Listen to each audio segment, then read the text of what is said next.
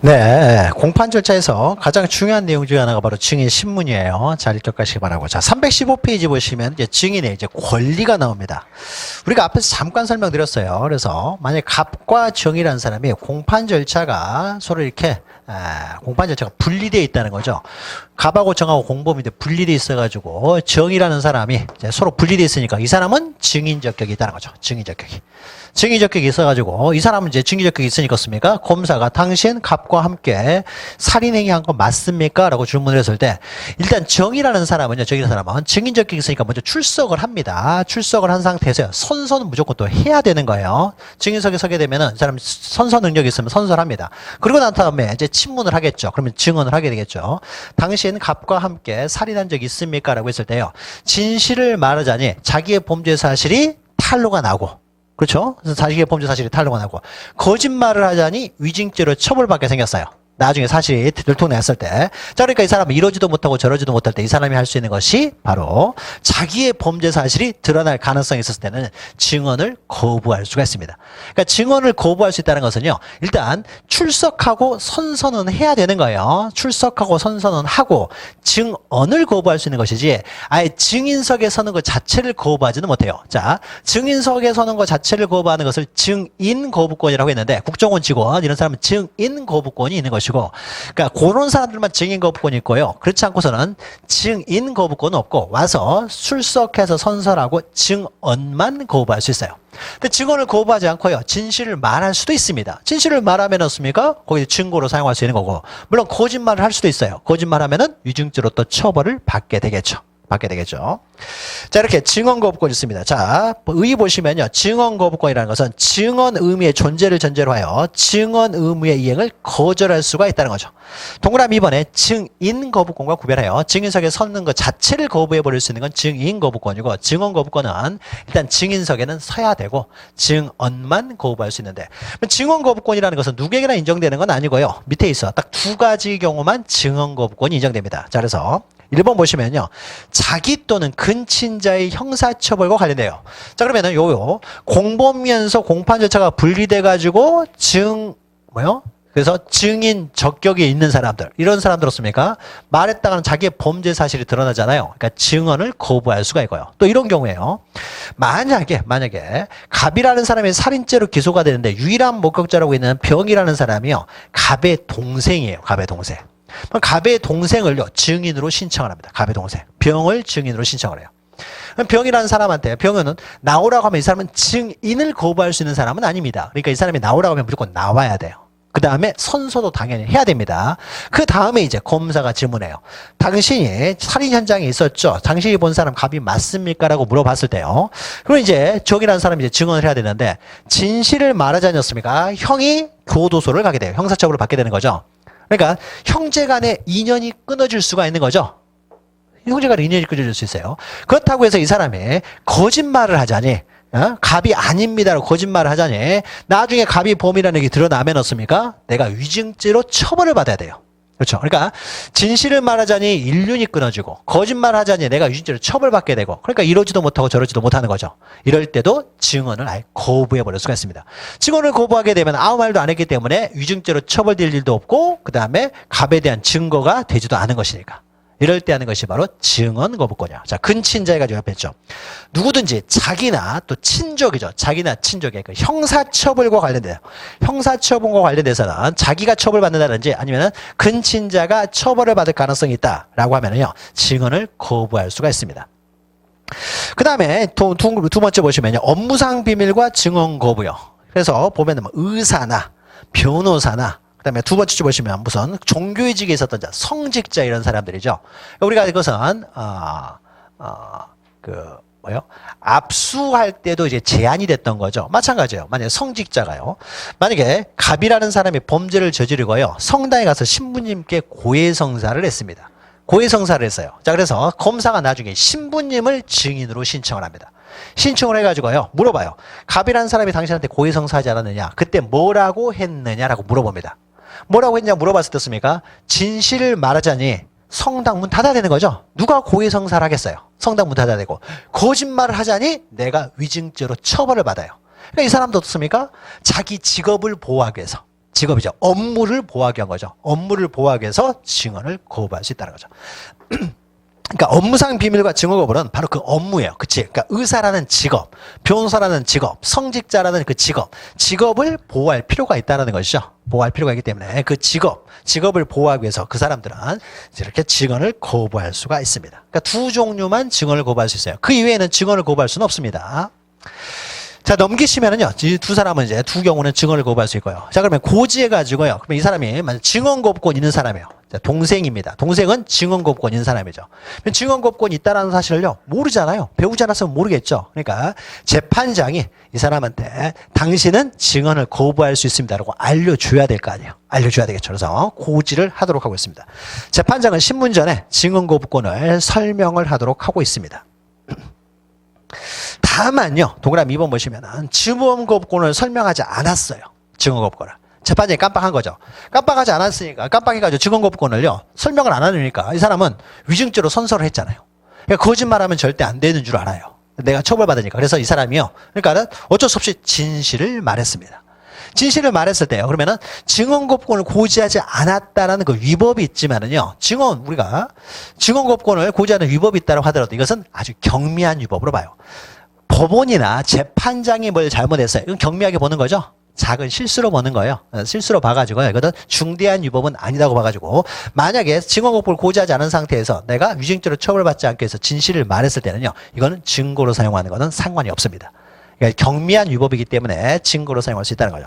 자, 그래서 증인이 그러니까 증언 거부가 있다는 걸 설명받지 않았다고 하더라도요, 증인이 선서하고 증언을 했으면은요, 선서를 해서 증언을 했으면 이거는 진실을 말했을 거 아니에요? 진실을 말했을 경우에는 이거는 증거로 사용하는 것은 상관이 없습니다. 위법성이 좀 들어가긴 했다라고 하지만은 이건 경미한 위법으로 보는 거예요. 다만 밑에는요, 행사를요, 꼭 그 증언 거부권 행사를 해야 되는 건 아닙니다. 행사를 포기하고 증언을 할 수도 있어요. 그래서 만약에 이 사람이 증언 거부권이 있다는 걸 다 설명을 했음에도 불구하고 이 사람이 증언을 해버릴 수 있어요. 진실을 말할 수 있습니다. 형 때문에 집안이 엉망이다. 이번에 좀 들어갔다 나와라. 라고 해서 진실을 말할 수도 있는 거예요. 그럼 이거 유죄의 증거로 사용할 수 있고요.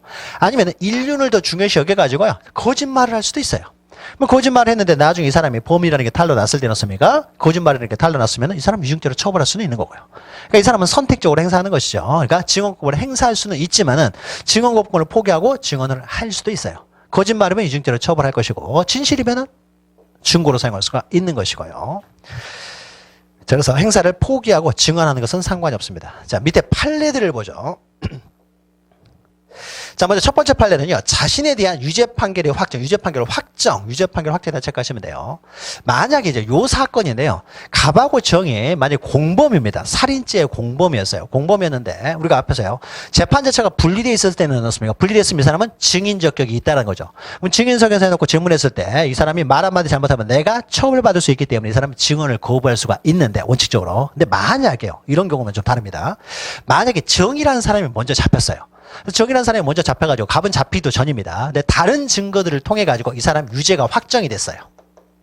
유죄가 확정이 돼가지고 이 사람은 교도소에서 지금 수용생활 하고 있어요. 형을 집행받고 있는 사람입니다. 그리고 난 다음에 나중에 한참 있다가 갑이 잡혔어요. 그래서 갑에 대해서 다시 기소를 했겠죠. 이제 갑에 대해서 기소를 한 다음에요, 교도소에 있는 정이라는 사람을요, 증인으로 부릅니다. 그러면 교도소, 그러니까 이 사람 공범이죠. 공범이죠. 그래서 교도소로 이 사람 교도소에 있는 애를 불러다가요, 증인으로 세워놓고 질문을 합니다. 그럼 이때도 이 정이라는 사람은 증언 거부권이 있느냐라는 거죠. 이거 관련돼서는요, 이 사람이 이미 유죄가 확정된 사람이죠. 확정이 됐기 때문에 다시 기소될 가능성이 전혀 없는 사람이죠. 이미 유죄가 확정이 됐어요. 그러니까 우리가 증언을 거부할 수 있는 사람은요, 내가 증언을 통해서 내가 처벌받을까, 내가 증언을 통해서 기소될 가능성이 있는 사람, 증언을 통해서 기소돼서 처벌받을 가능성이 있는 사람들을 구제주기 위해서 증언 거부권이 있는 것인데 이 사람이 이미 유죄가 확정돼 가지고 교도소에 있는 사람이잖아요. 그래서 이 사람이 증언한다고 해서 또 처벌받는 거 아니잖아요. 이미 처벌을 받고 있는 사람이에요. 그래서 한번 유죄 확정된 사람을요, 다시 어떻습니까? 또 기소해서 이 사람을 또 처벌할 수는 없어요. 동일한 사건이니까. 그러니까 이 사람은 어떻습니까? 증언을 한다고 해서 이 사람이 다시 처벌받을 가능성은 없는 사람이죠. 이미 확정이 돼서 처벌을 받고 있는 사람이기 때문에. 따라서 이 사람은 증언 거부권이 없어요, 이제. 그러니까 아직 유죄가 확정되기 전이었다면은 유무죄가 어떻습니까? 내가 하는 증언에서 내가 유죄가 될 수도 있고 무죄가 될 수도 있어요. 이럴 때는 증언 거부를 할 수 있지만 이미 유죄가 확정돼 있잖아요. 그러니까 이 사람은 증언거부권이 없습니다. 자, 그래서 유죄가 확정돼 있는 증인이지. 확정된 증인이 확정 판결에 대하여. 근데 이 사람이요.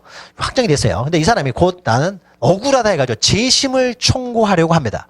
비록 재심을 청구하려고 한다고 하더라도 지금 현재 당시에는 확정돼 있는 사람이에요. 확정된 사람이기 때문에 비록 이 사람이 재심을 청구할 예정이라고 하더라도 이 사람이 이미 확정돼 있는 사람이기 때문에 증언을 통해서 다시 처벌될 가능성은 없으니까 공범에 대한 피고 사건에서 증언거부권이 없다라는 거예요. 인정되지 않는다. 인정되는가? 소고, 부정이라는 것이죠. 확정이 중요한 거죠. 그 다음 밑에 있는 판례는 공동피고인이 소송 절차가 분리돼요. 소송 절차가 공동피고인이 분리됐습니다. 그러면 증인 적격이 당연히 있어요. 공범이라고 하더라도 피고인의 지위에서 벗어난 경우 다른 공동피고인에 대한 공소사실에 대해서 증인 적격이 인정되기 때문이었습니다. 아직 이 사람은 확정되지 않은 사람이라면 당연히 증언거부권을 행사할 수 있는 거죠. 확정됐으면 증언거부권을 행사할 필요가 없는 거고요. 증언거부권이 인정된다는 사례고요. 그 다음 밑에는요. 증언거부 사유가 있습니다. 이제 요 사연이에요. 자, 병이라는 사람이 동생인데 얘는 증언거부권이 있어요. 증언거부권이 있는데 재판장이요. 증언거부권을 있음을 고지해주지 않았어요. 고지해주지 않았으니까요. 이 사람이 만약에 진실을 말했습니다. 몰라가지고요. 진실을 말해야 되는 줄 알고 진실을 말했습니다. 자, 진실을 말하면 어떻습니까? 이거는 고지받지 못한 것은 경미한 유법이기 때문에 고지받지 않았다고 하더라도 이 사람이 진실을 말하면요. 이것은 증거 능력을 갖고요. 따라서 이 사람 유죄의 증거로 사용할 수가 있어요. 그런데 만약에 진술거부권을 고지받지 않아가지고요. 증언거부권이 없는 줄 아는 거예요. 난 무조건 증언을 해야 된다는 거예요. 네, 그래서 무조건 증언을 해야 되는데 진실을 말하자니 형이 교도소를 가니까 이 사람이 이 진실보다는 위증죄로 내가 처벌받는 한이 있다라고 하더라도 형을 살려야 되겠다 해가지고 이 사람이 거짓말을 했어요. 그럴 수 있잖아요. 형제가 위가 좋으면 거짓말 하겠죠. 그래서 거짓말했습니다. 그래서 이제 거짓말했어요. 그러면 선서는 했죠 이미. 그래서 선서를 했는데 이 사람이 거짓말했어요. 거짓말했을 때 이 사람을 그러면은 위증죄로 처벌할 수 있느냐의 문제입니다. 좀 다른 거예요. 그러니까 우리가 좀 구별해서 보셔야 돼요. 진술거부권을 고지하지 아니 증언거부권이죠. 증언거부권을 고지받지 않은 사람이 진실을 말했을 때는 이건 유죄의 증거로 사용하는 건 상관이 없습니다. 상관이 없는데 만약에 이 사람이 거짓말했어요. 증언거부권이 없는 줄 알고 있다는 걸 몰라가지고요. 이 사람이 그런데 거짓말을 했다는 거죠. 뭐 거짓말을 했을 경우에 이 사람을 위증죄로 처벌할 수 있느냐라는 겁니다. 이건 좀 다른 문제죠. 진실을 말하면은 당연히 증거로 사용할 수 있는데 거짓말을 했을 때는 거짓말했을 때 이 사람을 위증죄로 처벌할 수 있느냐에 있어서요. 만약에 재판장이요. 이 사람한테 진술거부권 있음을 고지를 해줬어. 아니 증언거부권 있음을 고지를 해줬다라면 이 사람은 증언거부권 행사를 했겠죠. 행사를 했으면 자기가 본 사실을 말하지 않아도 됐잖아요. 말하지 않고 자기도 위증죄로 처벌받지 않을 수 있었잖아요. 그렇잖아요. 그러니까 형에게 감옥에 가는 증거를 내가 말할 필요가 없었던 거고 그 다음에 나도 증언을 거부했으면 나도 위증죄로 처벌받지 않을 수가 있었잖아요. 근데 재판장이 고지를 안 했기 때문에 어쩔 수 없이 얘가 위증을 한 거예요. 거짓말을. 형을 교도소로 보내지는 않겠다라고 해가지고 거짓말한 거죠. 이 거짓말 하게 된 이유는 뭐예요? 재판장이 고지를 안 했기 때문에 거짓말한 거잖아요. 고지만 했다고 하더라도 내가 증언거부권을 행사했으면은 형도 감옥에 안 가고 나도 위증죄로 처벌받지 않을 수가 있었을 텐데 재판장이 고지를 안 했기 때문이었습니까? 나는 형을 보호하기 위해서 어쩔 수 없이 거짓말한 거잖아요. 그러면은 이 거짓말이었습니까? 재판장이 증언거부권을 고지만 했더라도 이런 일이 발생하지 않았을 텐데 그러니까 재판장이 증언거부권을 고지하지 않았기 때문에 한 거짓말이기 때문에요. 비록 이 사람이 위증을 했다고 하더라도 증언거부권을 재판장이 고지하지 않았을 때는 위증죄로 처벌할 수는 없다라는 거예요. 그러니까 결론은 이겁니다. 결론은 고지하지 않았을 때 진실을 말하면 증거로 사용할 수 있는데 거짓말을 했다라고 했었습니까? 이 사람을 위증죄로 처벌할 수는 없다는 거죠. 얘가 고지만 했으면 나는 증언거부권 행사를 해가지고 위증죄로 처벌받지 않을 수 있었던 사람이기 때문에 그래서 고지를 하지 않아가지고 위증을 했을 때는 위증죄로 처벌할 수 없다는 거예요. 자, 보죠 밑에. 증언거부 사유가 있음에도 불구하고 증언거부권을 고지받지 못함으로써요. 증언거부권을 고지 못했어요. 그러니까 증언을 거부하면은 아무 문제가 없었을 텐데 몰라가지고요. 증언거부권을 행사를 하지 못해가지고 결국 거짓말했어요. 그러면 거짓말했을 경우였습니까? 이럴 때는요. 그럼 어쩔 수 없이요. 장애가 있었던 거죠. 몰랐으니까 거짓말할 수밖에 없었다는 거예요. 자, 그랬을 때는 위증죄가 성립되지 않는다는 거죠. 증언거부권 고지하지 않았기 때문에. 자, 기억하시고요. 오른쪽에 보시면 이건 좀 반대되는 거죠. 증언거부권을 고지하지 않았는데 이 사람이 진실을 말했어요. 진실을 말했을 때는요. 이걸 증거로 사용하는 것은 상관이 없다는 거죠. 증거로 사용하는 건 상관이 없고 거짓말했다고 해서 위증죄로 처벌하지는 못한다는 것이죠. 그리고 밑에는요, 증언거부권의 고지에 관한 규정에, 이거는 뭐 그냥 가볍게 보세요. 국회에서 증언, 감정 등에 관한 법률에도 유추 적용할 수가 있느냐라고 해서요. 우리 형사소송법에서는 증인한테 증언거부권을 고지하도록 하였습니다. 증언거부권을 고지하도록 하였어요. 그러면은 증언거부권을 고지하지 않았을 때는 어떻습니까? 거짓말을 했다고 하더라도 위증죄로 처벌할 수 없다는 거죠. 고지를 하지 않았으니까. 그러면 국회에서 청문회 같은 걸 하는 거죠. 청문회 같은 거 할 때 증인들이 나와요. 증인들이 나오면요. 이 사람들에게도 그러면 증언거부권을 고지를 해줘야 되느냐? 여기에 대한 규정은 없어요. 그러니까 청문회에서는 증언거부권이 있습니다라는 걸 고지하지 않아도 돼요. 형사소송법에만 있는 것이지 헌법에 이런 규정이 있는 건 아니에요. 헌법에서 증인에 대해서는 증언거부권이 있음을 고지해야 된다. 이건 헌법이 없습니다. 헌법이 없고요. 형사소송법에만 있어요. 그러면 형사소송 절차에서는 증언거부권을 고지를 해줘야 되는데 국회에서 형사소송이 아니라 국회에서 청문회를 할 때요. 이건 형사소송법이 적용되는 것이 아니라 국회에서의 증언, 감정 등에 관한 법률이 적용이 돼요. 그러면 이 법에서는요. 국회에서 증언한 사람들에 대해서는 증언거부권이 있음을 고지해야 된다는 규정이 없어요. 규정이 없으니까 어떻습니까? 규정이 없으니까 증언거부권을 고지할 필요가 없고요. 고지할 필요가 없어가지고 이 사람이 만약에 거짓말했어요. 당연히였습니까? 위증죄로 처벌할 수가 있는 거죠. 이거는. 고지할 필요가 없었으니까. 근데 고지하도록 했는데 고지하지 않았어요. 그래서 거짓말했을 때는 위증죄로 처벌할 수 없다는 거죠. 그러니까 형사 절차에서는요. 고지하지 않았을 때, 고지하지 않아가지고 거짓말했을 때는 위증죄로 처벌할 수 없지만 국회에서 거짓말하는 사람은 위증죄를 고지하지 않았다라고 아니요. 증언거부권을 고지하지 않았다고 하더라도 거짓말하면 무조건 위증죄로 처벌할 수가 있다는 거죠. 고지할 필요가 없었으니까 애초에. 그 이야기예요. 그래서 유추 적용되지는 않는다라는 겁니다. 그러니까 형사 절차에서만, 형사소송 절차에서만 증언거부권을 고지해야 되고 고지하지 않았을 때 위증죄로 처벌할 수 없다는 내용이라는 거죠. 그래서 증언거부권 좀 기억하시고요. 그러니까 증인은 중요합니다. 자, 밑에는 기타 소송법상 권리 있는데요. 뭐 그런 중요한 것은 아닙니다. 넘어가시면 돼요. 증언거부권만 기억하시면 돼요. 자, 그러면은 이제 증인신문의 방법입니다. 자, 증인 적격이 있는 사람을 세워놓고요. 증인신문을 합니다.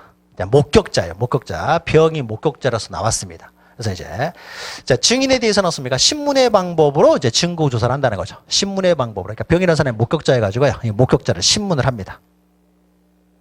그래서 이제 그 증언을 가지고 이제 유무죄를 판단하게 되겠죠. 신문하는 방법이에요. 자, 당사자의 참여권 신문권에서요. 당사자 참여권. 그래서 만약에 이 병이라는 사람이 검사가 신청한 증인이에요. 그러면은 검사가 신청한 증인이니까 이 사람이 자기가 듣고 싶은 말만 질문을 하게 되겠죠. 듣고 싶은 말만. 자기가 신청한 증인이기 때문에 듣고 싶은 말만 증인을 신문하겠죠. 자, 그래서 듣고 싶은 말만 대답을 하기 때문에요. 그러니까 이 사람이 거짓말할 수 있잖아요. 거짓말할 수 있기 때문에 상대방에게도요. 반대 신문할 기회를 반드시 줘야 됩니다. 그러니까 거짓말을 탄핵이라는 건 제거한다는 거예요. 거짓말을 제거할 수 있도록 반대 신문권이 반드시 보장이 돼야 돼요. 그래서 반대 신문권을 보장한다 이런 겁니다. 이제 갑이라는 사람이요. 이제 기소가 된 다음에 검사가 병이라는 사람을 증인으로 신청을 해가지고요. 당신이 사건 현장에 있었습니까? 질문했을 때 병이라는 사람 네, 제가 사건 현장에 있었습니다. 자, 당신이 본 사람이 의를 살해한 사람이 갑이 맞습니까? 라고 했을 때요. 병이라는 사람 네, 갑이 맞습니다라고 해요. 갑이 맞습니다. 그러니까 검사가 네, 이상입니다 하고 이제 해요. 그러면 재판장이요. 반드시 상대방한테요. 변호인 측에게, 피고인 측에게 반대 신문할 기회를 줍니다. 그래서 피고인 측 반대 신문하세요라고 해요. 피고인 측. 그럼 이제 변호인이 일어나겠죠. 변호인 있으면 변호인 일어나가지고 당신이 나를 봤다는 것이 그러니까 피고인을 봤다는 변호인이 일어나가지고 당신이 지금 피고인을 봤다는 것이 정확합니까? 라고 물어보는 거죠. 그랬더니 네, 정확히 봤습니다라고 하는 거. 그랬더니 변호인이 뭐라고 하느냐. 그래요. 정확히 봤다고 하면은 그 당시에 갑이 의를 살해할 당시에 갑이 어떤 색깔의 옷을 입고 있었습니까? 라고 질문을 해요. 근데 병이라는 사람이 네, 갑자기 질문하니까 검은색인가? 그랬더니 변호인이 검은색 맞습니까? 그랬더니 아니 빨간색인가? 빨간색이 맞습니까? 노란색인가?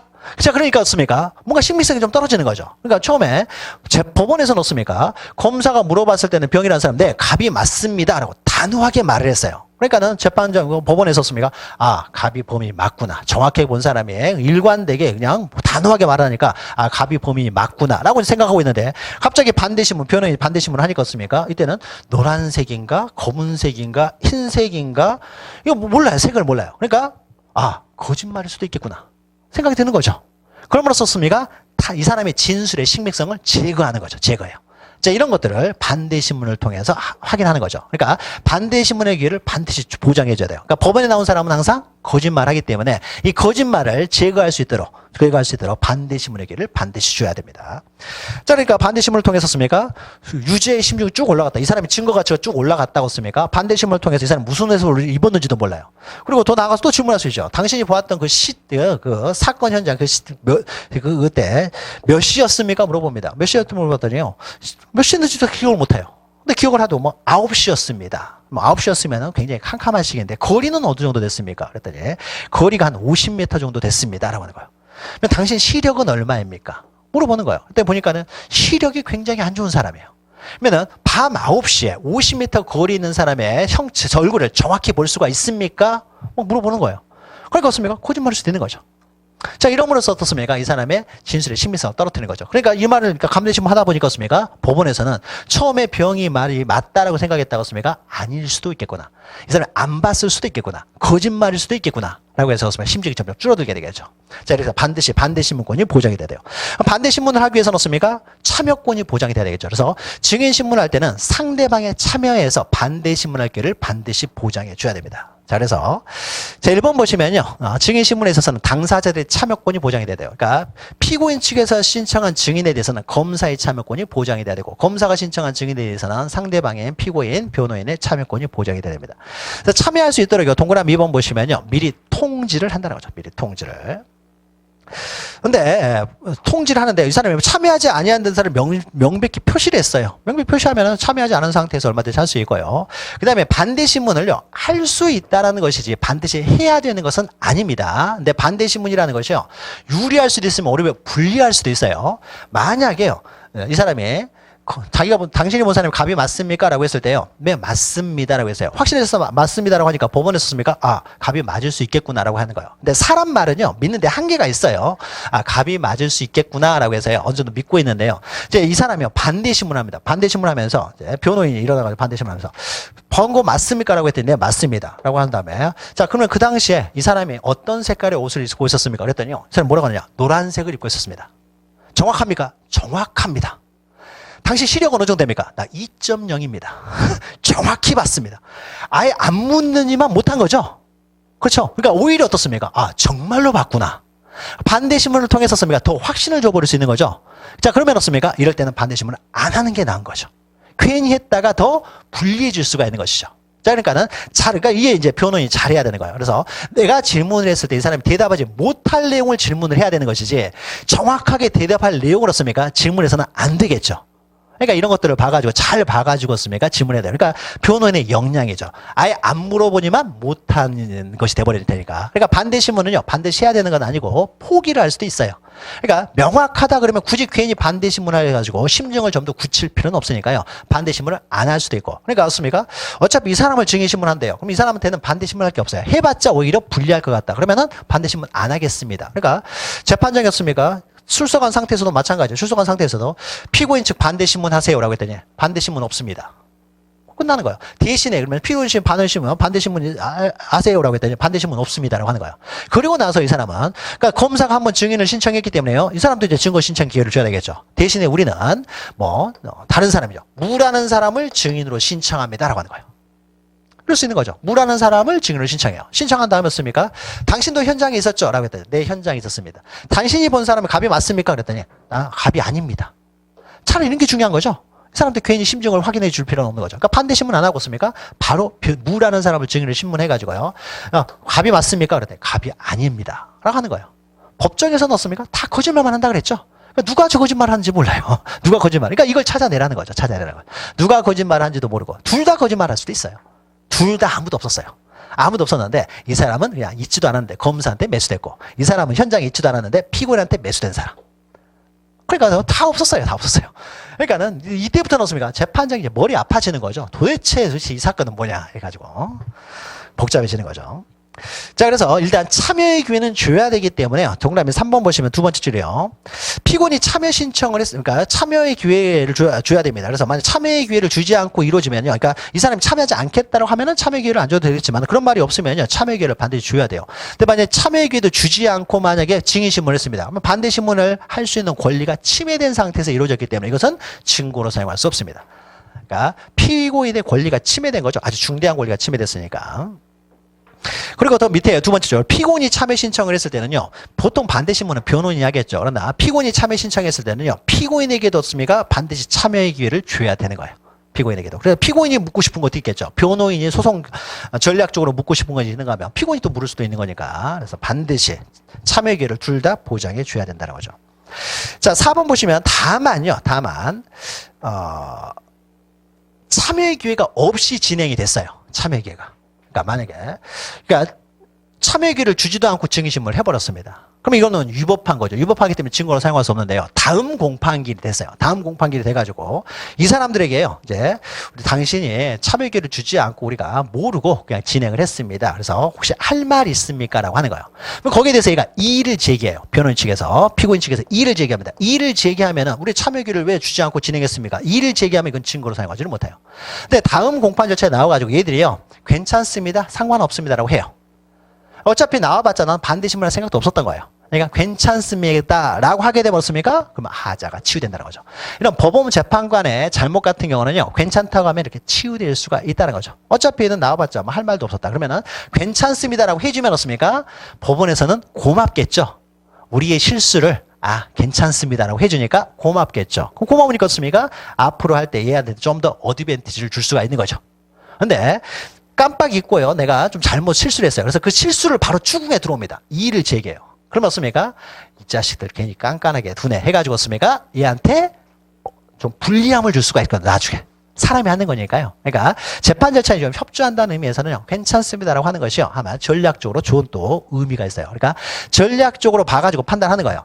이의를 제기해서 이것을 증거 능력을 부정시켜 버릴 것인지 아니면은 이 증거 능력을 인정해 주면서 그러니까 우리가 불리함을 당하지만은 그 이후 절차에서 우리가 또 이득, 어드밴티지를 받을 수가 있으니까. 이 소송 전략이라는 게 굉장히 중요한 것이죠. 자, 그래서 그 동그라미 4번은요. 4번은 그러니까 다음 공판기일에 참여권을 주지 않았다고 하더라도 피고인이나 변호인이 이의를 제기하지 않았어요. 이의를 제기하지 않으면은 하자는 치유가 된다는 거죠. 책문권이라고 하는 것은 이의 제기권을 책문권이라고 합니다. 그러니까 책문한다는 게 뭐예요? 당신의 잘못을 책문하는 거죠. 책임을 묻는 거잖아요. 책임을 묻는 거 책문이에요. 책문인데 어떻습니까? 이걸 이의 제기하는 거예요. 이 책문. 그러니까 책문권으로 쉽게 말하면 이의 제기권이라고 생각하시면 됩니다. 이의 제기권을 포기한다는 거죠. 그럼 재판장이 고맙겠죠. 그러면 앞으로는 좀 더 다 봐줄 수가 있는 거죠. 자, 참여권이 보장이 돼야 된다는 것이고요. 밑에는 이제 증인의 신문 방법이에요. 이제 참여가 됐으면 이제 참여한 상태에서 신문을 하겠죠. 자, 밑에는 개별 신문을 합니다. 그러니까 증인 한 명 한 명을 놓고 이제 신문하는 게 원칙이에요. 그런데 서로 이렇게 말이 틀려요. 그러면 대질도 시킬 수도 있습니다. 근데 대질을 시키는 경우는 거의 없고요. 그래서 각 증인마다 신문을 합니다. 개별 신문이 원칙이에요. 자, 동그라미 개별 신문과 관련해서 2번 보시면요. 증인은 만약 증인이 병도 있고 무도 있고 여러 사람이 있습니다. 그러면은 이 사람 신문할 때는요. 얘는 없는 상태에서 합니다. 없는 상태에서 하고요. 그 다음에 만약 무에 대해서 신문할 때는요. 병을 퇴정을 시킨 다음에 신문하는 게 원칙이에요. 그러니까 서로 같이 얼굴 보고 있으면은 제대로 말하기 힘들기 때문에요. 자, 그래서 따라서 신문하지 아니한 증인이 제정할 때는 퇴정을 명하는 것이 원칙이지만 안 해도 상관없어요. 안 해도 크게 무리가 되는 것은 아니고요. 자, 증인의 신문 방법은요. 동그라미 1번 보시면은 구두로 한다는 거죠. 두 번째 칸에 구두로. 그러니까 구두로 해야 구두로 대답할 거 아니에요. 구두로 대답하겠죠. 그래 구두로 대답해야 그 사람 표정 같은 거 보면서 진실을 말하는지 거짓을 하는지 알 수가 있으니까요. 그리고 동그라미 2번 보시면 증인에 대해서 신문을 할 때는 두 번째 줄 보시면 개별적이고 구체적 사항에 대해서 신문을 해야지 포괄 신문 이런 걸 하면 안 돼요. 포괄적으로 말하면 대답을 못 하잖아요. 그러니까 구체적인 보았습니까 안 봤습니까? 그러니까 정확하게 대답할 수 있는 것들만 신문을 하는 겁니다. 3번 보시면요. 위협적이고 모욕적인 신문을 해서는 안 되죠. 그 다음에 두 번째 중복되는 신문. 또 의견을 묻는다든지 이런 게 항상 안 돼요. 직접 없습니까? 그러니까 객관적 사실에 대한 질문만 해야 됩니다. 그래서 이 사람이 대답할 수 있는 것만 해야 되지 의견을 묻는다든지 의논을 한다든지 이런 걸 해서는 안 돼요. 그러니까 이런 것도 해서는 안 된다. 만약 이런 식으로 만약에 질문을 하게 되면 어떻습니까? 위법한 신문이 되겠죠. 위법한 증거 조사이기 때문에요. 바로 어떻습니까? 이의 신청을 할 수 있어요. 근데 우리 법에서는 이런 걸 하지 말라고 돼 있는데 이런 것만 해서는 안 되는 것이 아니라 또 검사가 신문을 하면서 습니까? 피고인 측에서 신청한 증인에 대해서 검사가 반대 신문하면서 손가락질을 하면서 한다든지 아니면 습니까? 약간 비웃듯이 이렇게 막 질문을 해요. 그러면 굉장히 기분이 나쁘겠죠. 그러니까 아주 깔보듯이 막 질문해요. 반말한다든지. 자, 이런 것들을 해서는 안 될 거 아니에요. 그러면 이런 것들은 질문할 때 이런 거 하지 말아라, 이런 거 하지 말라, 이런 걸 계속 나열해 놓을 수가 없잖아요, 법에서. 그러니까 굳이 법에 규정되지 않았다고 하더라도 법에서 요건 하지 말라고 했으니까 요걸 하게 되면 위법하기 때문에 바로 일어나서 있습니다라고 하는 것이고요. 꼭 여기에 해당되지 않는다고 하더라도요. 뭐 삿대질을 한다든지 반말한다든지 너무 목소리 크게 한다든지 자, 이렇게 하게 되면요. 부당하죠. 부당한 경우에도 바로 일어서서 있습니다라고 이의신청할 수 있다는 거죠. 그래서 우리가 앞에서 지난주에 했던 거죠. 증거조사는 부당한 경우에도 바로 이의신청할 수 있다는 거죠. 그래서 이 사람이 뭐 삿대질하고 그러면습니까? 바로 일어나가지고 있습니다, 재판장님. 검사가 지금 신문을 너무 이렇게 위협적으로 하고 있습니다. 뭐 이런 식으로 이제 대답을 하겠죠. 그러면은 재판장에 네 인정합니다. 검사 다음부터는 그렇게 하지 마세요. 그러니까 이의신청을 받아주는 거고. 근데 뭐 특별히 뭐 이렇게 심하게 하지도 않았는데 자기가 신청한 증인을 뭐 몰아붙여요. 몰아붙이니까 뭔가 반전이 필요하니까 검사는 정상적으로 질문하고 있음에도 불구하고 바로 일어나가지고 있습니다. 검사는 지금 너무 뭐 모욕적인 질문을 하고 있습니다. 내가 보기에는 모욕적인 질문도 아닌데 괜히 모욕적인 질문을 한다고 말하면서 끊어가는 거죠. 끊으면 어떻습니까? 재판장에 변호인한테 뭐 이의 신청을 기각합니다. 뭐 별 잘못한 것도 없거든요. 이의를 기각합니다. 검사 계속하세요라고 하는 거죠. 계속하는데 또 일어나고 계속 일어나요. 그러니까 짜증나겠죠. 그러니까 변호인한테 주의를 주겠죠. 경고. 다시는 그렇게 하지 마세요. 자꾸 그러면서 퇴정시켜버리는 거죠. 퇴정시켜버리면 예의 없이 진행을 해야 되잖아요. 그러니까 오히려 더 이제 페널티를 받게 되는 거죠. 이런 식으로 이루어지는 거예요. 자, 그 다음에 피고인 등에 퇴정해가지고요. 자, 재판장은 증인이 피해자일 수도 있습니다. 피해자가 증인으로 올 수도 있기 때문에 이 가해자 얼굴 보면서요. 증언하기가 어렵다 싶으면요. 얘를 잠시 퇴정시키고서 증언을 들을 수도 있습니다. 퇴정하게 하고 진술을 들을 수도 있어요. 자, 오른쪽에 이제 관련 판례를 보죠. 형사소송법에 따라 피고인을 퇴정하게 하고 증인신문을 진행했어요. 그러니까 피고인 앞에서는 대답하기가 어렵다는 거죠. 그러니까 뭐 조폭 두목이에요. 조폭 두목인데 증인이 와가지고 말했다가 겁나서 말하기도 힘들잖아요. 눈 마주치기도 힘들고요. 자, 그러면 잠시 퇴정을 시킨 다음에 증인의 신문합니다. 그러면 이 사람은 반대 신문을 못했을 거 아니에요. 직접 못했겠죠. 그러면은 반대 신문권이 배제돼서는 안 되기 때문에 나중에 들어오게 되면은 얘가 어떤 말을 했는지 다 알려주고요. 거기서 하고 싶은 말 있으면 할 수 있도록 해줍니다. 자, 그래서 반대 신문권 자체를 배제할 수는 없다라는 것이죠. 잠시 퇴정을 시킬 수는 있어도. 그 다음에 밑에요. 피고인에게 실질적인 반대 신문의 기회를 부여하지 아니한 채 이루어진 증인의 법정 진술은 위법한 증거로 볼 수가 있죠. 반대 신문권이 보장이 안 됐어요. 참여권이 보장이 안 됐어요. 그런데 피고인이 책문권을 명시로 포기를 합니다. 괜찮습니다. 이의를 제기하지 않아요. 그러면은 하자는 치유된다. 물론 이 사람이 이의를 제기하게 되면은 증거로 사용할 수 없고요.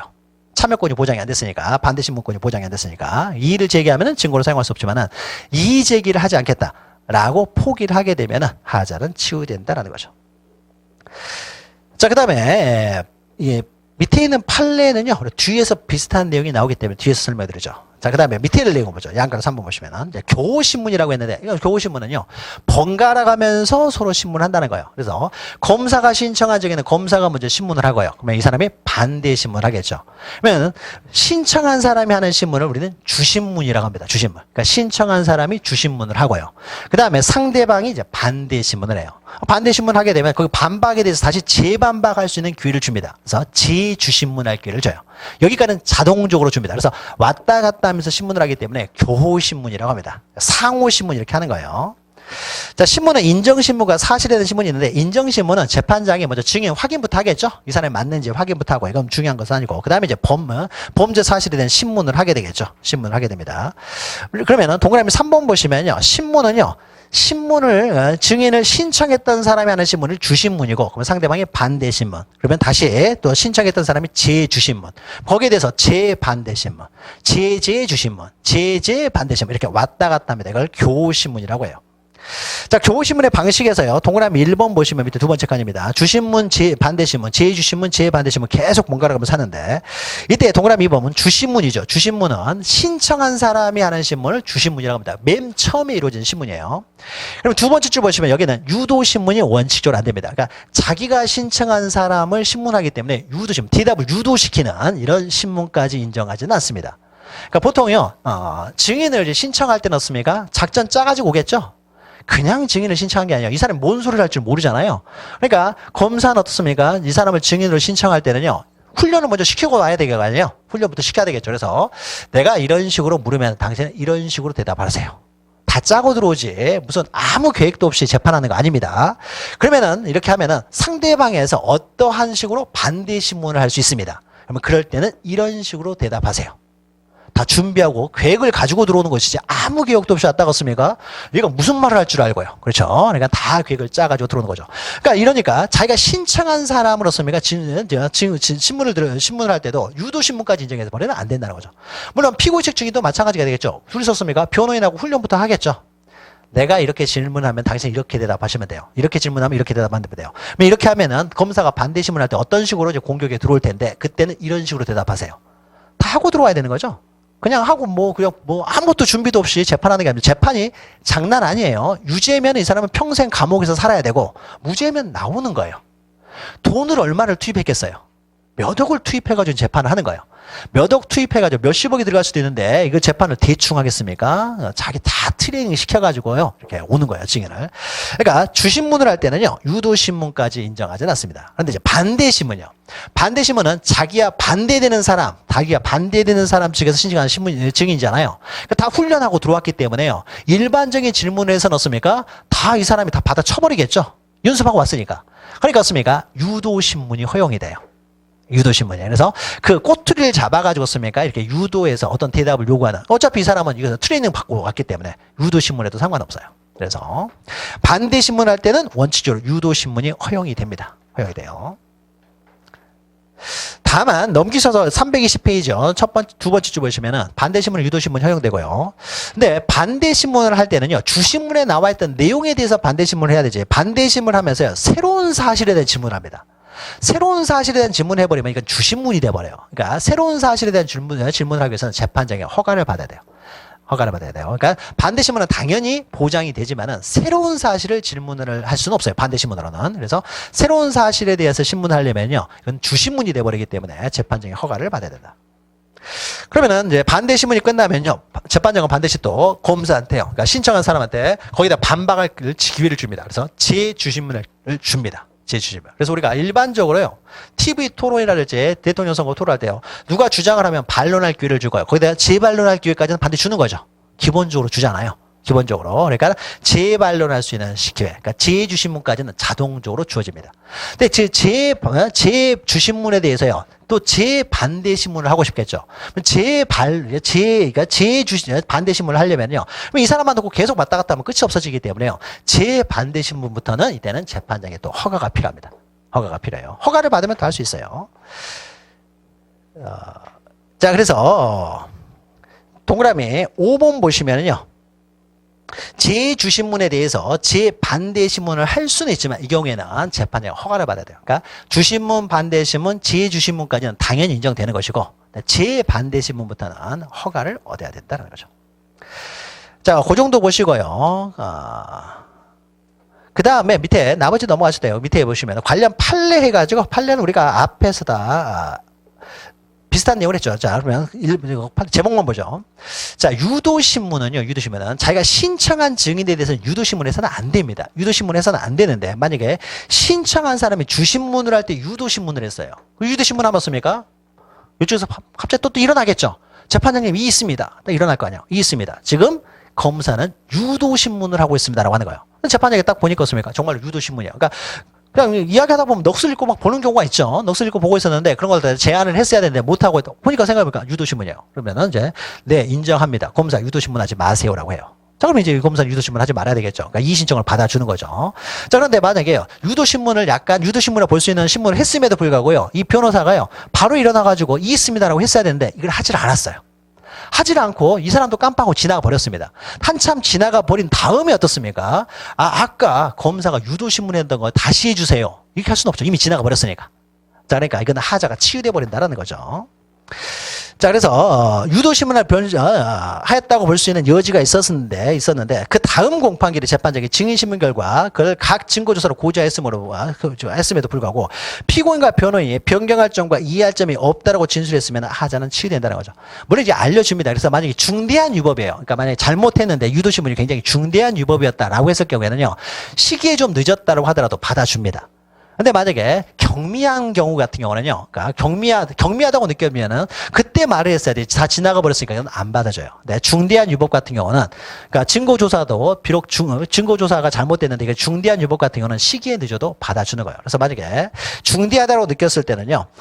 중대하다고 느꼈을 때는 나중에 받아줍니다. 받아주는데요. 이 사람이 이의를 제기하지 않아요. 이의를 제기하지 않으면 하자는 치유된다. 그러니까 항상 우리가 세 번째 줄부터요.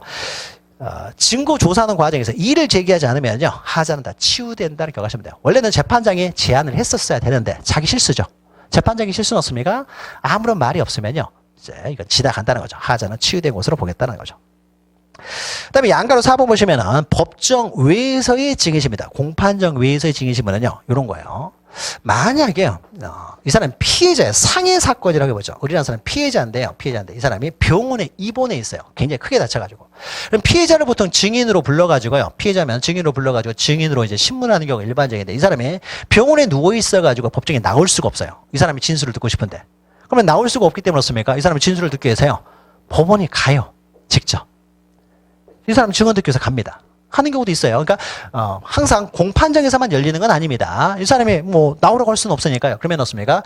이 셋 중에 이제 한 명을 이제 선택을 세 명이 다 갈 수 있지만 세 명이 다 가는 경우는 없고요. 그냥 한 명만 보내요. 이 사람들을 이제 수명법관이라고 해요. 그래서 수명법관을 보내가지고 병원에 가가지고 어떻습니까? 이 사람의 진술 좀 듣고 와라라고 합니다. 그러면 이 사람의 진술을 듣는 건 어떻습니까? 법정 외에서 이 사람의 진술을 듣는 거죠. 법정 외에서 듣기 때문에 이것을 법정 외 진술. 그러니까 법정의 증인신문, 공판정 외 증인신문이라고 합니다. 그럼 이때 증인신문을 할 때는 어떻습니까? 신문을 할 때는 이 사람들의 참여권도 보장을 해줘야 되겠죠. 참여권도 보장을 해줍니다. 참여권 보장해주면서요. 이 사람이 가서 직접 가서 이제 진술합니다.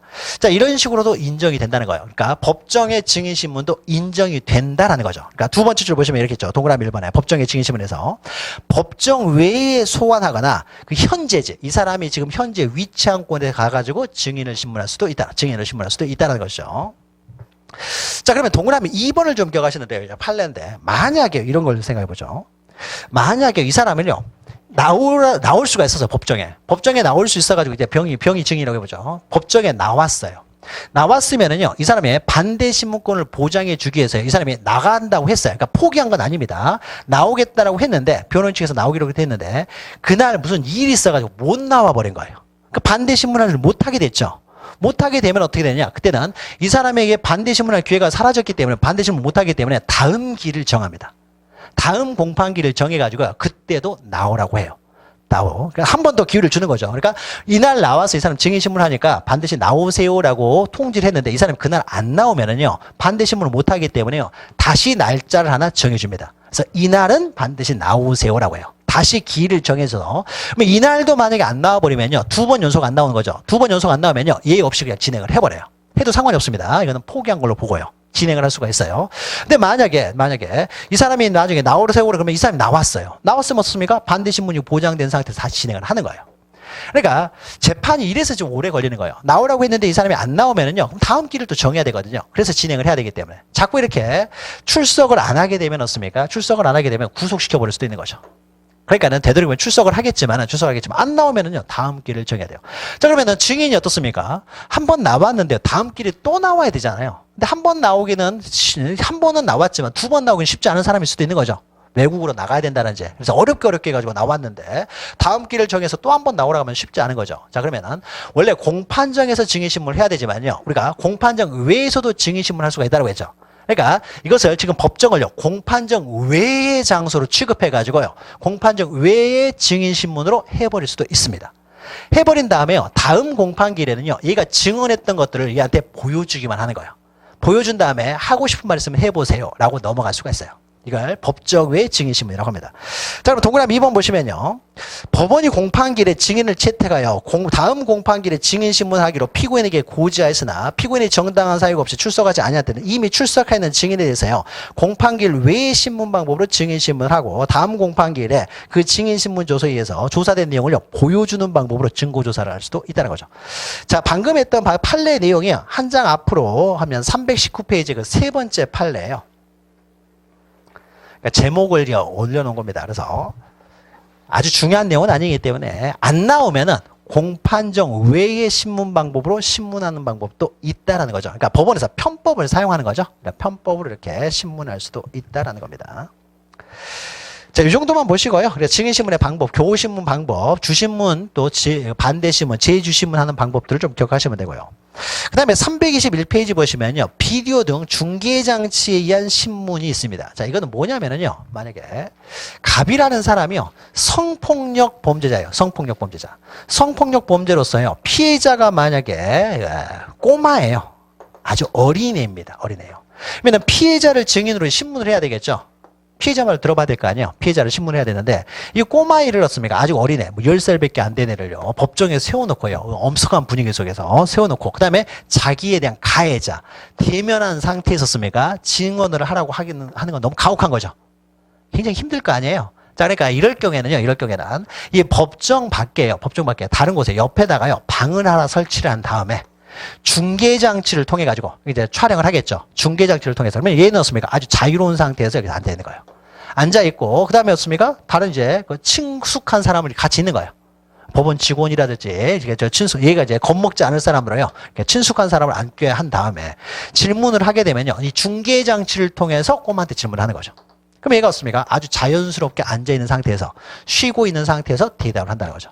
이런 식으로 증인신문을 할 수도 있다는 거죠. 그러니까 얘를 반드시 법정에 세워놓고만 증언을 하게 하는 것이 아니라 중계장치를 통해서 옆방에서 증언을 할 수 있도록 하는 거예요. 그러니까 중계장치 등에 의한 증인신문입니다.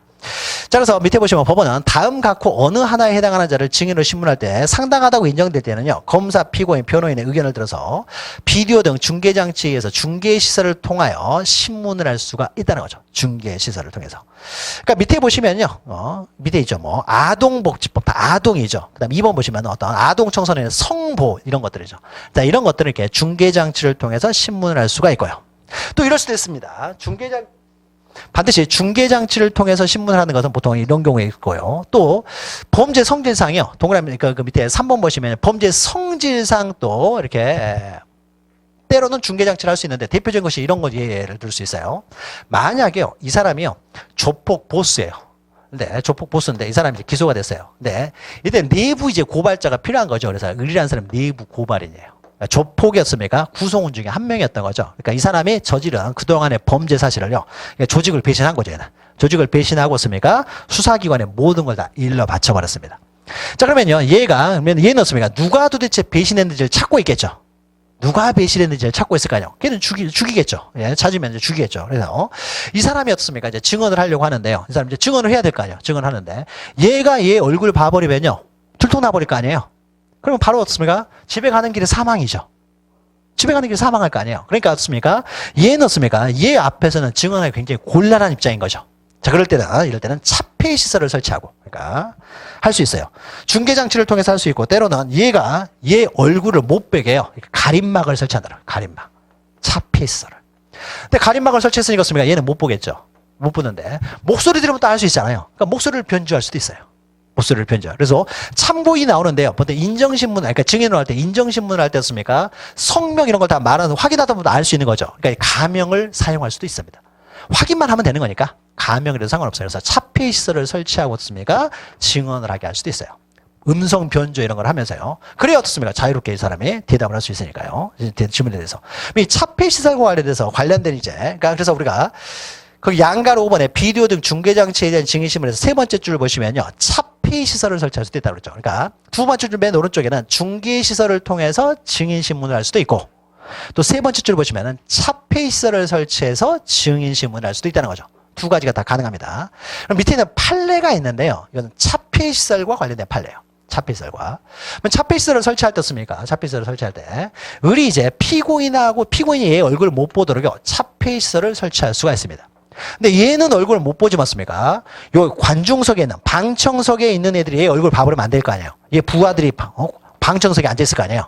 얘가 얼굴 봐버리면 안 되겠죠. 그러니까 방청석까지도 차폐 시설을 설치할 수도 있습니다. 그래서 음성 변조하고요. 예를 들었습니까? 얘를 모른지 모르게 하는 거죠. 얘를 보호하는 거죠. 그래서 차폐 시설을 설치해서 증인신문을 할 수 있다는 거죠. 자, 그런데 차폐 시설을 설치하게 되면 어떤 문제가 생기냐면요. 그러면은 갑에 대해서 차폐 시설을 할 수 있고요. 그 다음에 이 방청석에서도 차폐 시설을 설치할 수 있는데 문제는 변호인이야, 변호인. 변호인에 대해서도 차폐 시설을 설치할 수가 있느냐? 라는 거예요. 변호인에 대해서 차폐 시설을 설치할 수 있느냐에 있어서도 변호인도 어떻습니까? 변호인도 얼굴 보기가 곤란할 수 있죠. 얘도 얘 편이니까.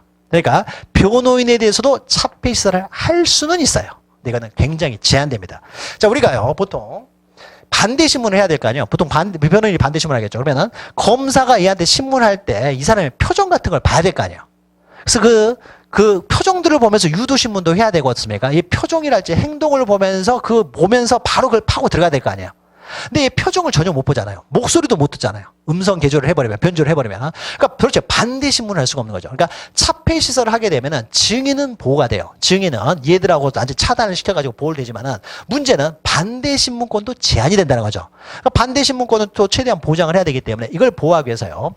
차폐 시설은 다 할 수 있고요. 변호인도 할 수는 있지만은 결국 반대 신문은 변호인이 하기 때문에 변호인과의 차폐 시설 설치는요. 극히 제한적으로만 인정을 합니다. 그러니까 반대 신문권을 보호하는 입장에서요. 그러니까 변호인에 대해서는 차폐시설을 제한적으로. 그러니까 특히 만약에 변호인과도 차폐시설 설치해야 될 만한 중요한 사유가 있는 경우에만 차폐시설을 설치할 수 있고 그 이외에는 차폐시설을 원칙적으로 설치하지 못하게 해요. 자, 제목을 보죠. 그러면 거기 보죠. 형사소송법 규정에 요건이 충족된 경우는 차폐시설과 관련된 거예요. 차폐시설과 관련된 법 조문입니다. 피고인 이외에요. 피고인과도 차폐시설을 할 수 있고요. 더 나아가서 검사, 변호인, 방청인에 대해서도 차폐시설을 할 수는 있습니다. 방청인. 검사랑도 할 수 있어요. 이 사람이 신청한 적이 있는 검사도 못 보게 할 수 있는 것이죠. 그래서 당사자인 검사, 피고인뿐만 아니라 변호인이나 방청석에까지, 방청인에 대해서까지 차폐시설 등을 설치하는 방식으로 증인신문을 할 수가 있느냐? 할 수는 있다라는 거죠, 일단. 자, 그런데 이는 형사소송법, 할 수는 있습니다. 자, 이것은 우리 형사소송법에서는요, 피고인과 증인 사이의 차폐시설 설치만을 규정하고 있습니다. 형사소송법은 이렇게 규정되어 있다고 하더라도요, 당연히 이것도 인정이 된다는 거예요. 변호인이랄지 검사, 방청석에도 인정이 된다는 거예요.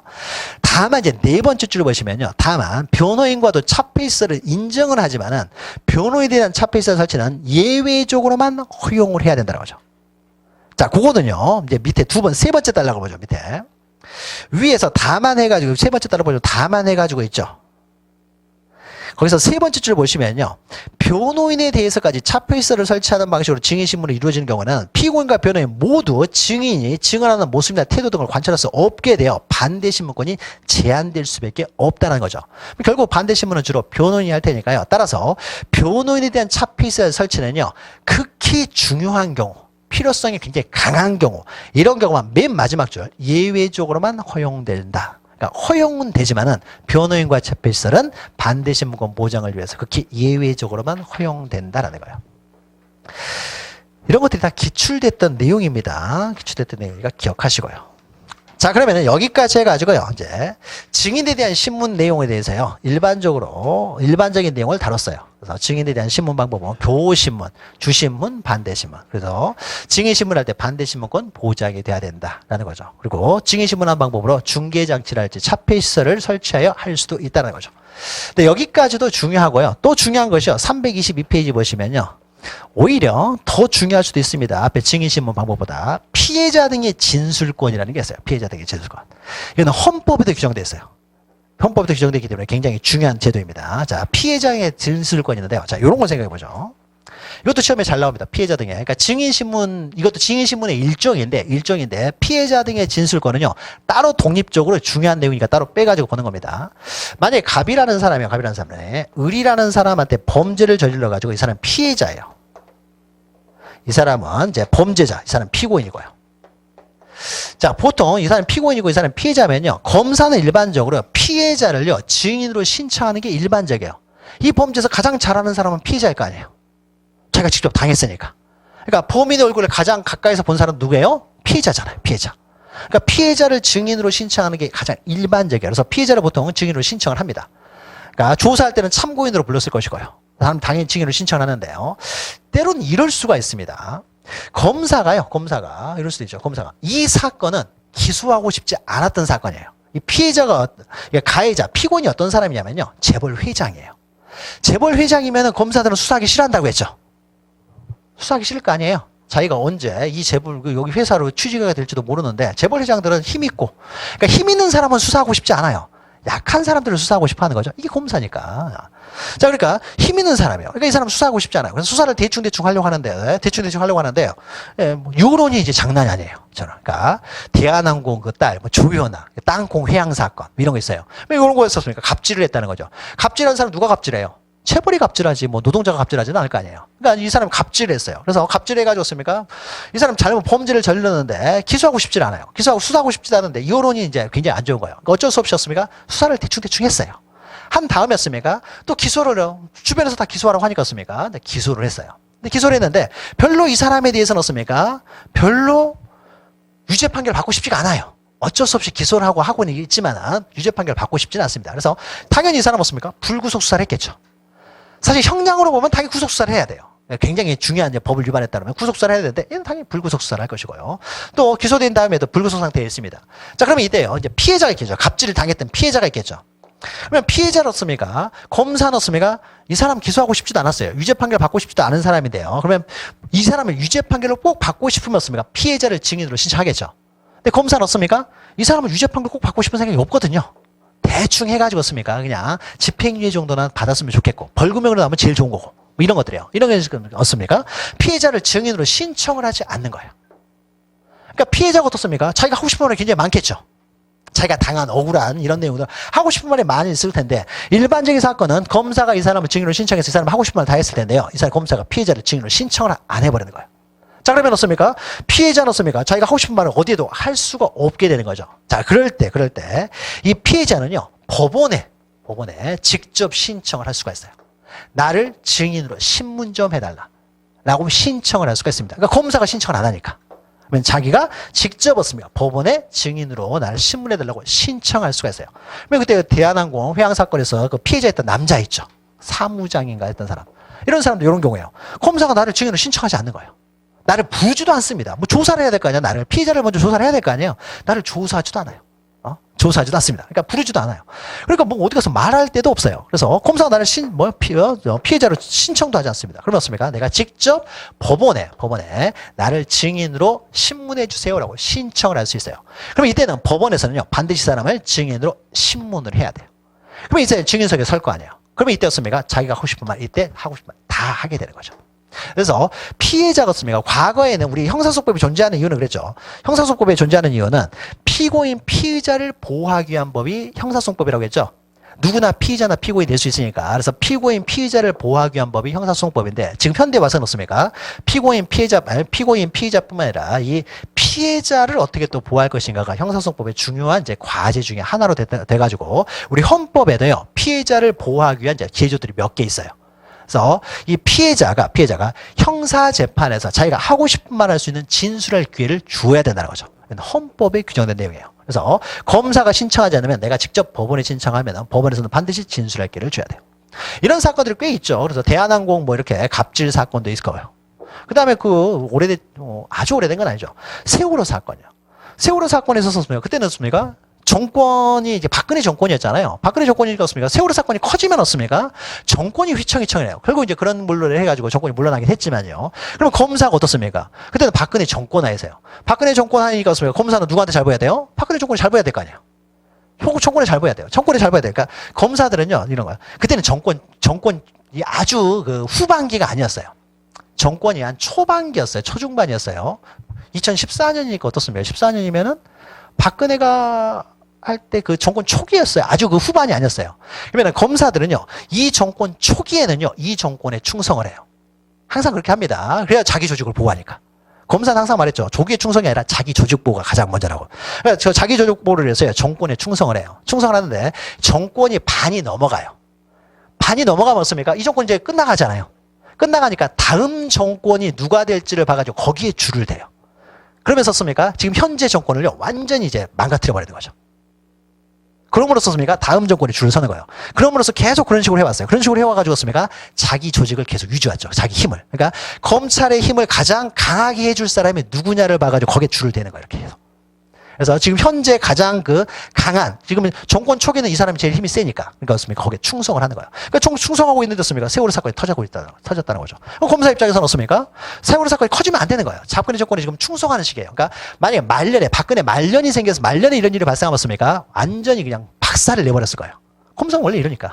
말년이면 그렇게 해요. 그런데 초니까, 정권 초니까습니까? 아주 충성해야 될 시기이기 때문에 그렇습니까? 세월호 사건이 터지니까 습니까? 수사하기 싫어요. 근데 어떻습니까? 할 수밖에 없었잖아요. 기소하기 싫었어요. 이 세월호 사건에서. 기소를 할 수밖에 없었어요. 그럼 기소를 했으면 어떻습니까? 그 피해자들 있잖아요. 피해자들 없습니까? 증인으로 신문해줘야 될 거 아니에요. 그래서 그 사람들 하고 싶은 말을 했어야 되는데 없습니까? 증인으로요. 신청을 안 해요. 피해자들은 신청을 하지 않아요. 검사가. 신청하지 않으니까 어떻습니까? 얘들은 얼마나 하고 싶은 말이 많겠어요. 근데 어떻습니까? 신청을 하니까 할 말을 못 하잖아. 그럴 때 어떻습니까? 피해자가 재판 절차에서 진술할 수 있는 기회를 헌법으로 보장함으로써 어떻습니까?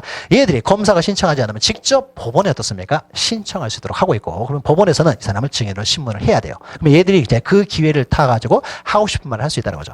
그러니까 이 제도는 굉장히 중요한 제도죠. 헌법에도 있는 제도이기 때문에 일반적인 증인 신문과 좀 다르게 독특하게 더 빼가지고 기억하셔야 돼요. 이거는 독립적으로 나옵니다. 피해자 등의 진술권은. 자, 보죠. 피해자 등의 진술권 해가지고요. 법원은 범죄로 인한 피해자가 사망했어요. 그럼 그 법정 대리인의 신청이 있으면요. 검사가 신청하지 않았으니까 이런 일이 발생하는 거죠. 신청이 있으면 피해자 등을 증인으로 반드시 신문을 해야 된다는 거죠.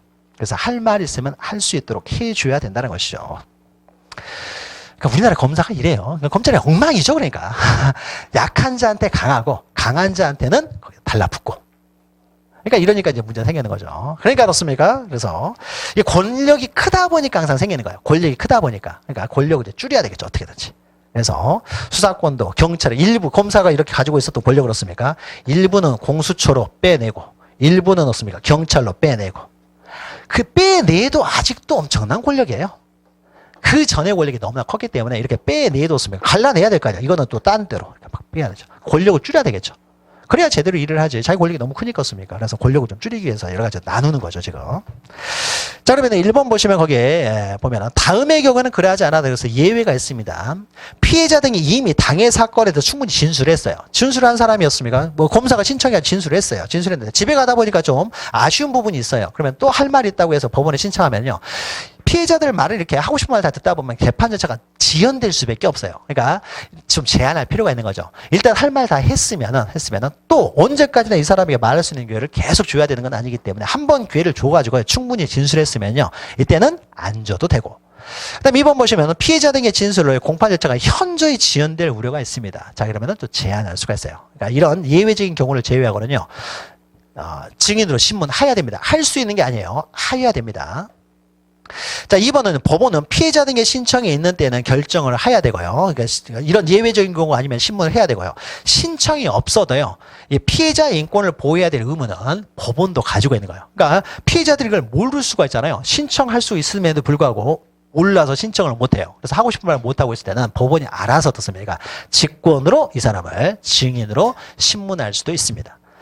자, 그래서 신청이 없을 때에도 직권으로 신문할 수도 있다는 거죠. 이 사람한테 기회를 주기 위해서. 그래서 법원에서 이런 것들 막 했어요. 법원에서. 그러면 이 3번 보시면 법원은 피해자 등을 신문하는 경우에요. 피해의 정도 및 결과. 그러니까 내가 얼마만큼 피해가 있었고 어떤 결과가 있었고 이걸 말할 기회를 다 줍니다.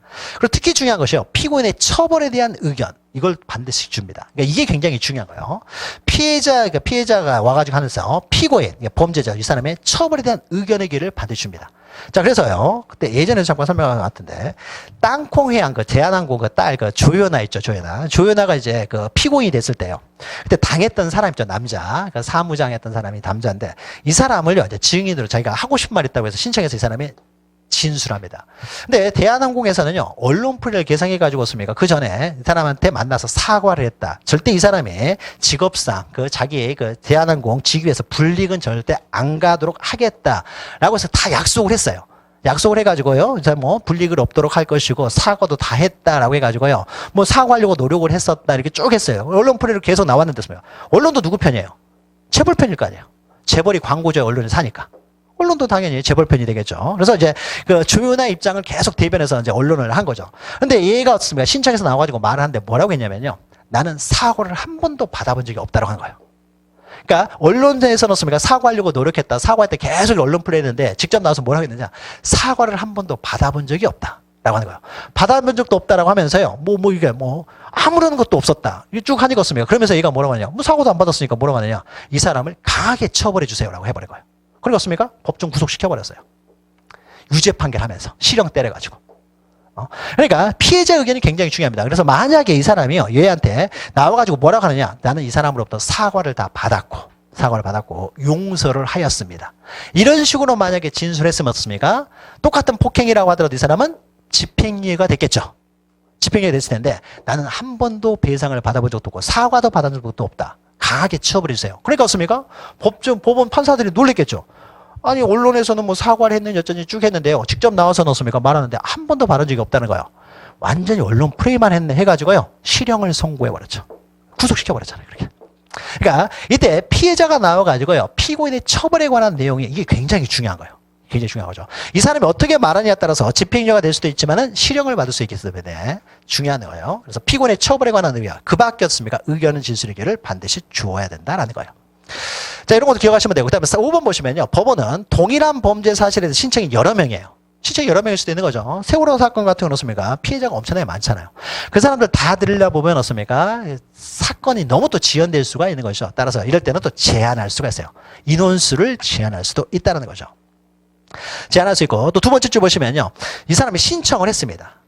신청을 해가지고요. 이 사람한테 기회를 줬어요. 이때는 신문을 해야 되기 때문에 기회를 줬습니다. 그래서 날을 정해가지고 이날 그러면은 하고 싶은 말 다 하세요라고 기일을 정해줬어요. 근데 이 사람이 그날 안 나왔어요. 안 나오면 어떻게 되냐? 신청을 철회한 걸로 봅니다. 다시 또 기일을 또 정해가지고 안 나오면은요. 또 정해가지고 또 한 번 기회를 주진 않아요. 그러니까 피해자 진술을 위해서 씁니까? 피해자 진술을 위해서 재판이 또 너무 많이 지연되는 것은 또 맞겠다라는 것이죠. 그러니까 한 번 기회를 주면 되는 것이지 두 번, 세 번 계속 기회를 줄 필요는 없기 때문에. 자, 그래서 두 번째 주제, 정당한 이유 없이요. 정당한 이유도 없이 출석을 하지 아니하였어요. 그러면 신청을 철회한 걸로 보는 것이지 다시 기일을 정해서 또 기회를 주는 것은 아닙니다. 신청을 철회한 걸로 보고 그냥 다음 절차를 진행하는 거예요. 우리나라는 피해자를 보호하기 위한 제도로서요. 피해자 등이 재판 절차에서 이렇게 진술할 권리를 헌법을 통해서도 보장을 하고 있습니다. 헌법을 통해서도. 여기는 헌법이라는 말은 없나요? 어떻게 했을 텐데. 헌법이라고 적어놓으세요. 그냥 헌법에 있는 제도예요. 근데 6번 보시면요. 우리 헌법에서는 재판 절차, 진술권 이런 것들은 보장해주고 있어요. 그러니까 형사소송법에서 이건 보장해주고 있는데 피해자에게 변호인까지 선임해주지는 않습니다. 그러니까 변호인의 도움을 받을 권리까지 피해자에게 주고 있지는 않습니다. 변호인 도움까지는 주지 않고 그러니까 재판 절차 진술할 권리를 인정해줍니다. 밑에 관련 판례 가지고 여기 헌법 여기 나오네요. 헌법 규정에 의한 재판 절차 진술권. 재판 절차 진술권은 헌법에 있다고 했어요. 보장되는 형사 피해자의 범위와 관련돼서요. 보통 피해자가 그런데 피해자가 사망했어요. 그러면 그 부모가 재판 절차를 진술할 수 있어요. 사망한 우리 아이들 있잖아요. 그러니까 부모가 와서 이렇게 할 수도 있다는 것이죠. 자, 요게 중요하고요. 그 다음에 피해자를 보호하기 위한 제도로 몇 가지 더 나오는데요. 신뢰관계는 제 종성. 그러니까 피해자가 와가지고 증언을 합니다. 증언을 할 때 어떻습니까? 애가 어려요. 너무 어리면 어떻습니까? 혼자서 떨어져가지고 진술하기 쉽지 않겠죠. 그래서 신뢰관계는 자를 이제 동석시킬 수가 있는데, 일반적으로요. 이제 피해자의 어떤 밑에 동그라미 1번 보시면 연령이나 심신 상태 등을 통해 가지고 신뢰관계 있는 자를 동석하게 할 수 있는데, 오른쪽에 2번 보시면요. 만약에 피해자가 13세 미만이라든지 신체적 정신적 장애가 있습니다. 이럴 때는 반드시 동석을 시켜야 돼요. 시켜야 되고 얘들을 보호하기 위해서 단시 시켜야 되고, 여기에 해당되지 않은 경우에는 동석을 시킬 수도 있고 안 시킬 수도 있고. 그래서 재량인데 13세 미만이랄지 장애가 있을 때는 반드시 동석을 시켜야 된다는 것이죠. 그래서 신뢰관계 있는 자의 동석 이런 것도 또 보호해주고 있고요. 그 다음에 양가로 3번 보시면요. 피해자 진술의 비공개, 그러니까 심리가 투혼, 동그라미를 세 번째 보시면 이게 성폭력 범죄예요. 그러면 얘가 어떻습니까? 방청객이 다 있는데 말하기 쉽지 않잖아요. 일단 심리는 비공개를 할 수가 있다는 거죠. 판결은 반드시 공개하지만 심리는 이렇게 비공개를 할 수 있다는 거죠. 그 다음에 양가로 4번 보시면 피해자 등도 어떻습니까? 이 재판 과정이랄지 이런 내용들이 굉장히 궁금하겠죠. 결론이 굉장히 궁금하겠죠. 그래서 피해자 등이요. 공판 기록을 열람 등사할 수 있는 기회를 줍니다. 열람 등사. 요것만 좀 기억하세요. 동그라미 1번에 세 번째 줄 보시면요. 피해자 등의 열람 등사는요. 법원이 하는 것이 아니라 재판장에게 신청합니다. 세 번째 줄 맨 오른쪽 에 법원이 아니라 재판장에게 신청을 할 수가 있고요. 신청한다고 해서 무조건 다 보여줘야 되는 건 아니에요. 동그라미 3번 보시면은 이때 재판장은 마지막 줄 보시면요. 허가를 해줄 수도 있고요. 안 해줄 수도 있어요. 반드시 해줘야 되는 건 아니고요. 해줄 수도 있고 안 해줄 수 있어요. 그럼 맨 마지막 동그라미 6번 보시면은 이때 그 재판장의 결정에 대해서는 따로 불복할 수는 없습니다. 불복할 수는 없다. 이 정도만 체크하시면 돼요. 자, 피해자를 보호하기 위한 제도로서 몇 가지가 있는데, 그러니까 그러니까 피해자, 우리 형사소송법상 피해자 보호제도에 관한 설명을 옳은 거 틀린 거 해서요. 여기서 2페이지인데 여기서 나올 수가 있습니다. 근데 물론 여기서 가장 중요한 것은 피해자 등의 진술권이 중요하기 때문에 진술권만 따로 독립해서 시험 문제 나오기도 하고 피해자 보호제도에 관한 내용으로서 전체적으로 나올 수도 있습니다. 굉장히 중요한 내용이니까 좀 기억하시면 돼요. 그럼 여기까지 하게 되면요. 증인에 관한 내용이 다 끝나고요. 그 다음에 넘기시면은 감정통역 번역이 있는데요. 감정통역 번역은 안 보셔도 돼요. 우리가 앞에 잠깐 설명드렸죠. 감정통역 번역은 만약에 법원에서 썼습니까? 전문가의 어떤 의견이 필요해요. 그러면 감정통역 번역을 맡길 수가 있다는 거죠. 그래서 전문가적 의견이 필요하면. 수사 과정에서도 씁니까? 감정통역 번역을 위촉할 수 있듯이 법원에서도요.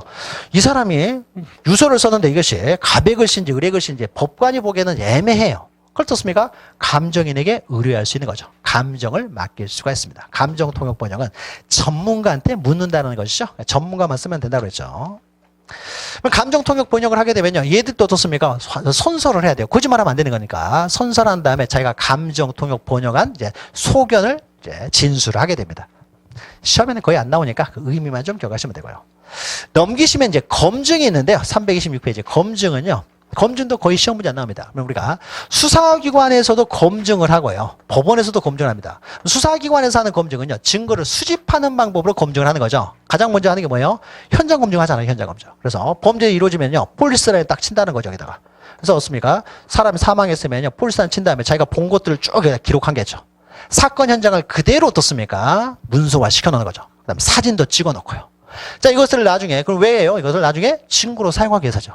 그래서 검증을 했어요. 검증. 그래서 증거를 다 수집을 했습니다. 그래서 기소가 되면요. 자기가 검증한 내용을요. 검증 조서가 있겠죠. 그러니까 검증한 내용을 다 기록을 하고 그다음에 사진까지 찍어놨을 거 아니에요. 그것을 이제 증거로 제출합니다. 법원에. 범죄 현장을 그대로 들고 올 수는 없잖아요. 법정에 들고 올 수는 없기 때문에 사진 찍어놓은 것을요. 증거로 제출해요.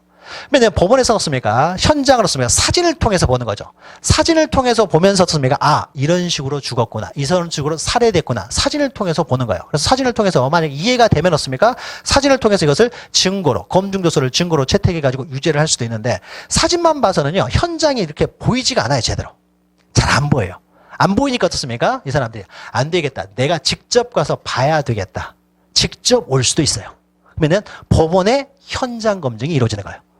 법원에서 현장 검증을 할 때, 자, 그러면 우리 이것만 기억하시면 돼요. 수사기관에서 검증을 할 때는 어떻습니까? 증거를 수집하기 때문에 원칙적으로 영장이 있어야 되죠. 영장제 예외에 해당하지 않는 한은 영장을 가지고 검증을 해야 돼요. 근데 법원에서 검증을 합니다. 이거는 증거를 수집하는 것이 아니라 수사기관이 제출한 증거를 조사하기 위해서 가서 보는 거죠. 이거는 법원에서 하는 검증은 증거조사예요. 증거조사를 하면서요. 법관들이 직접 가잖아요. 자기들이 직접 가가지고 보는데 영장을 발부할 필요가 있어요? 없어요?